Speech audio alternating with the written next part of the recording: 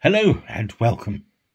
It's Wednesday and it's the 8th of March, and this is my first vlog of the month, and it just happens that it is also International Women's Day. And throughout history there have been quite formidable women, and they've become to the fore, but there are also those who were equally strong but are unsung.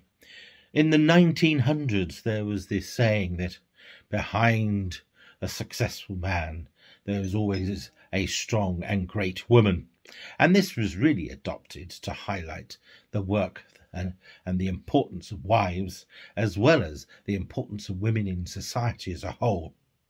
In my family I have lots of very strong women, and so I've never really understood the little women aspect than the attitude from men.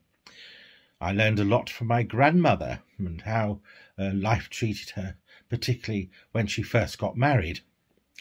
My grandparents got married in 1938, and my grandmother had a job which was unusual, especially in the UK at the time, but it meant she could contribute to the finances of the home, as well as having some money of her own.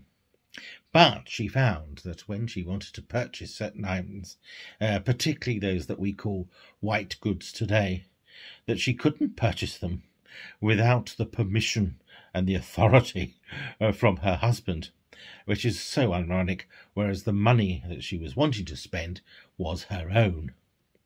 And let's highlight a few other women that were particularly strong, but may not be necessarily known today. In 1702, Elizabeth Mallet was the first woman to publish a newspaper.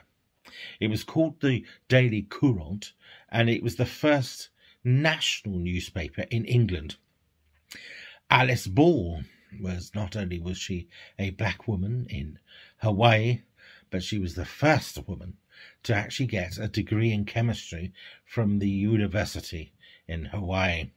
And she subsequently went on to become the first female to become a professor at the University of Hawaii. And her main contribution to society is that she developed what's called the Ball method, which was a method of treatment for leprosy.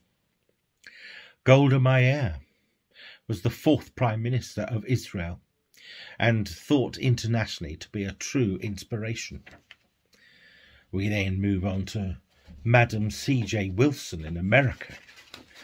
She was a black woman, a black African, who came from the slave stock, but she developed makeup for black women, and she became the first female American millionaire. In the entertainment industry, of course, there are many stories of formidable actresses. Angie Dickinson, she was in the TV series Policewoman, and she had to fight a lot with the TV studio bosses. Likewise, before her, Bette Davis had to fight the moguls in Hollywood. And if it wasn't for Lucille Ball, Star Trek wouldn't have got its pilot for its TV series. And of course, without Star Trek, sci-fi conventions as we know them today will be much, much less. And of course, I can't finish this message without mentioning the first producer of Doctor Who, Verity Lambert, an absolute formidable woman who had to not only deal with having to develop a new type of show, but also the misogyny of the day. Here in the UK, we will be celebrating Mother's Day, so I have to mention my mother, who passed in December. So on the 19th of March in 2023, here in the UK, it will be the first Mother's Day without my mother. So here's to every mother and every other great woman in all our lives. Thank you all again for listening. Please encourage others to subscribe, and please do continue sending in your questions or any subjects you'd like me to talk about. Well, I think that's about it for that, so until the next time, toodle pip.